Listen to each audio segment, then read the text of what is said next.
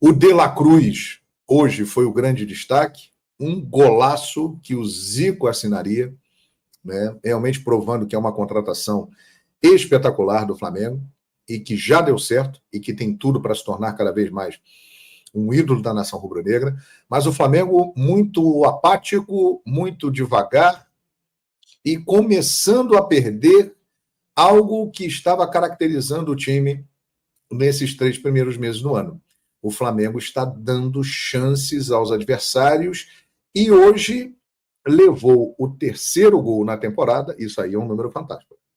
Estamos em abril, o Flamengo levou o 3º gol na temporada e o 2º gol que o Tite levou com o time dele em campo.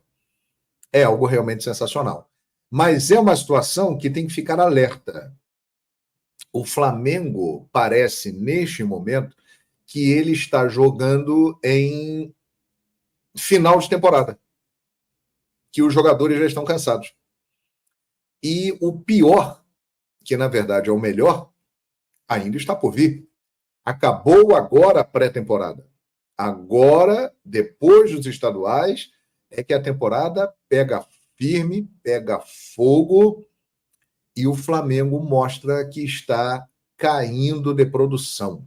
O Flamengo não teve hoje o Varela na lateral direita, usou o Ayrton Lucas por lá, o Vinha na esquerda, mas o nível de atuação do Flamengo caiu muito nessas últimas 3 partidas. Então, de fato, o Flamengo caiu de produção. E vem aí, São Paulo, quarta-feira no Morumbi, que está em crise, com o Carpini aí balançando. Depois, Palmeiras no Allianz no próximo domingo. A viagem para a Bolívia para encarar o Bolívar pela Libertadores. E, na sequência, um clássico com o Botafogo no Maracanã, às 11 da manhã de um domingo. E é só o começo. Não vai parar mais até o final do ano. Então, é um momento realmente de preocupação em relação ao rendimento da equipe do Flamengo. Vini Casagrande, esse momento de falar do Flamengo, eu quero saber o que você achou do Flamengo. Boa tarde, Fernandinha. Boa tarde, Lucas Pedrosa. Boa tarde a todos que estão nos assistindo. Pois é, o Flamengo venceu, mas eu não posso deixar de falar da péssima postura do Flamengo. Foi uma atuação extremamente ruim. Não dá pra gente normalizar, e aí quando eu falo normalizar, porque não é a primeira vez que isso acontece nessa temporada.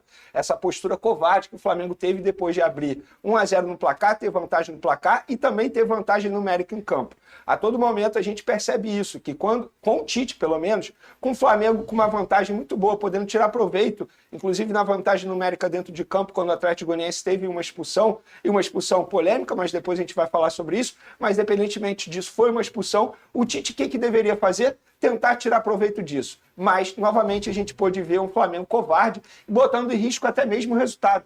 No fim das contas, a sorte do Tite que a bola não entrou na penalidade máxima do Atlético Goianiense, porque senão a história seria totalmente diferente. Eu acho o seguinte, o torcedor ele tem que ficar preocupado, porque se o Tite mantiver essa postura no comando do Flamengo, é uma postura covarde. E eu lembro que quando ele chegou ao Flamengo, ele falou que ele deveria se adaptar o que é o clube, o que é a instituição e o que é o elenco. Então, Tite, essa postura não é o que o Flamengo pede, o que a torcida pede. A torcida pede, o Flamengo pede, é cultural o Flamengo ter um time ofensivo. E a todo momento, quando você tem uma vantagem no placar e uma vantagem numérica em campo, foi assim contra o Fluminense no segundo jogo da semifinal do Campeonato Carioca, foi assim contra o Nova Iguaçu no segundo jogo da final do Campeonato Carioca, foi assim contra o Milionários pela Libertadores da América e foi assim diante do Atlético Goianiense. Eu espero que seja a última vez, mas eu só espero, porque a gente já conhece o Tite. Quando você contrata o Tite, você já contrata um treinador extremamente pragmático. E é isso que ele está sendo diante do comando do Flamengo. Dito isso, Fernanda Maia, depois de todas as minhas críticas, o que importa no fim das contas são os 3 pontos. Acho que o torcedor tem que comemorar começando o Campeonato Brasileiro com uma vitória. Ô, Lucas Pedrosa, vamos falar dessas polêmicas de arbitragem que aconteceu em vários jogos desse Campeonato Brasileiro, mas também nesse jogo do Flamengo com o Atlético Goianiense. O nosso querido Jair Ventura, que a gente carinhosamente chama de Jojobinha, um beijo pra Gerson Canhotinha, o Jojobinha foi expulso e o próprio Tite ficou bravo com a questão do Jojobinha, do Jair Ventura ter sido expulso. Mas vamos olhar, a Nadine já vai trazer a fala dela, mas eu quero a sua, Lucas Pedrosa. Primeiro, vamos olhar a expulsão do Jair, é isso? Quem que a gente vai olhar primeiro? Vamos falar do pênalti. Então vamos botar na tela, a gente tá olhando agora a expulsão do Jair. Vamos olhar a... Não é aí. Essa é a expulsão. Correta. Você acha que era pra ser expulso? Sim. Foi jogada de último homem. O Pedro ali tinha totais condições de sair na cara do gol. Pra mim, a expulsão foi bem feita. Pra você também, ou Vene Casagrande? Pra mim também. Eu acho que a expulsão foi de maneira correta. E agora vamos olhar o pênalti. Ele foi o mais polêmico. Essa expulsão do Pedro, os dois meninos aqui já falaram que sim, deveria ser expulso. E aí? Esse foi um dos últimos lances desse jogo. O jogador do Atlético Goianiense sobe e tem um cotovelo sobrou aí no rosto do Bruno Henrique. Ele até mostra uma foto depois do jogo com a boca sangrando.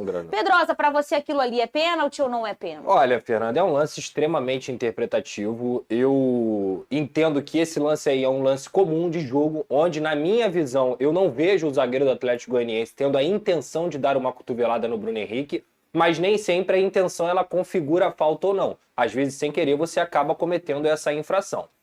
Eu vou te falar, Fernanda, em 70%, 80% dos jogos eu duvido muito que esse lance aí seria pênalti no mundo, tá? Porque, repito, na minha visão é uma disputa de bola, mas não acho absurdo você marcar. Eu, Lucas Pedrosa, não marcaria porque, repito, não vejo maldade, não vejo intenção, é uma disputa de bola normal, inclusive eu levo muito em consideração o que os outros jogadores respondem na hora de um lance como esse, e eu não vejo ninguém do Flamengo reclamando como se fosse uma penalidade. Mas pegou, machucou o Bruno Henrique, então eu não acho absurdo dar pênalti. Mas eu encaro como uma disputa normal. Ô, Vene, a torcida do Tricolor lembrou o lance com o Ganso, que tomou uma cotovelada muito mais intensa, vamos dizer assim, né? No jogo contra a LDU, já esse ano. E não foi nada naquela situação, né? Porque foi como o Pedrosa falou. Em alguns momentos tem a arbitragem que vai entender que isso não é pênalti. A regra é completamente interpretativa. Para você, Vene, isso foi ou não foi pênalti? Então, pedir coerência para a arbitragem brasileira é demais pra gente nessa altura do campeonato. Teve torcedor do Botafogo também relembrando um próprio Bruno Henrique numa disputa de bola com um torcedor do Botafogo em um jogo desse no passado, que também Bruno Henrique acabou utilizando o cotovelo. Eu vou ser bem sincero, no primeiro momento eu não achei pênalti. Mas depois de analisar a imagem várias vezes, eu mudei de opinião, eu daria o pênalti. Porque eu acho que teve o braço ali, embora ele não olhe em nenhum momento para o Bruno Henrique. Mas eu acho que teve movimento e acabou acertando o Bruno Henrique. Eu acho o seguinte, o jogador mostrar a foto da boca cortada após a partida, para mim não muda em nada. Porque o lance poderia ter sido pênalti mesmo sem cortar a boca dele. Então, assim, eu vou ser bem sincero, entendo quem fala que não é pênalti, também entendo quem fala que é pênalti, porque é um lance de interpretação. Eu daria pênalti depois de analisar a imagem várias vezes. Acho que foi pênalti, pelo menos na minha opinião. Gente, é muito difícil, né? Difícil. Nação rubro-negra, prestem muita atenção no que eu vou falar agora. O técnico Tite sentou com a diretoria rubro-negra e pediu a Landim, junto com o Brásio Spindel, duas contratações bombásticas, que são elas: o Danilo, lateral direito da seleção brasileira, que atualmente está jogando pela Juventus, e o atacante Roger Guedes, que acabou de sair do Corinthians para a vaga do Gabigol. O técnico do Flamengo acredita que precisa desses reforços para a temporada 2024. Nação, é o seguinte, não sabemos se o Gabigol realmente irá conseguir o efeito suspensivo, e sendo assim, o Tite quer ficar ligeiro no mercado e quer contratar um jogador para essa posição, tendo em vista que o Carlinhos é para ser o reserva do Pedro e o Roger Guedes para ser o substituto ideal para o Gabigol. Eu vou falar uma coisa, eu acho que vai ser uma contratação assim, sensacional. O Roger Guedes, ele é um atacante com faro de gols, sabe? Ele é um jogador decisivo, é um jogador que pode jogar tanto pelos lados e tanto centralizado. É um jogador alto, faz gol de cabeça, faz gol de direita, de esquerda. É um atleta, assim, fundamental para esse elenco do Flamengo. Eu quero saber de vocês. Vocês aceitariam o Roger Guedes no Flamengo para essa temporada 2024? Lembrando que se realmente ele vir, vai ser pro meio da temporada.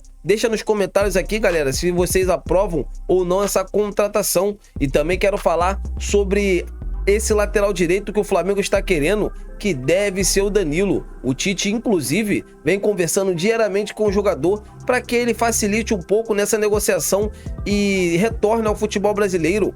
Aí sim, se o Danilo chegar no Flamengo com a experiência que ele tem, vai elevar e muito o esquema até do próprio Tite, que gosta mais daquele lateral base. O Tite não gosta daquele lateral de ultrapassagem, igual o Ayrton Lucas, que toda hora vai no fundo. Ele gosta de um ponta direita para fazer isso e gosta de um lateral mais base para ficar na sustentabilidade da parte defensiva. Quero saber de vocês, galera. Chegando o Danilo e o Roger Guedes, o nível do Flamengo, o nível competitivo, elevaria e elevaria muito? Sim ou não? Deixa nos comentários pra gente estar debatendo sobre esse grande assunto. Então é isso, nação. Tô indo nessa. A qualquer momento estarei de volta. Já se inscreva no canal, deixa o like. É de suma importância. E também me diga a cidade que vocês moram. É muito importante, galera. Deixa o like para que o YouTube venha recomendar os vídeos ainda mais. E então é isso. Eu tô indo nessa. Saudações rubro-negras. Fiquem com Deus!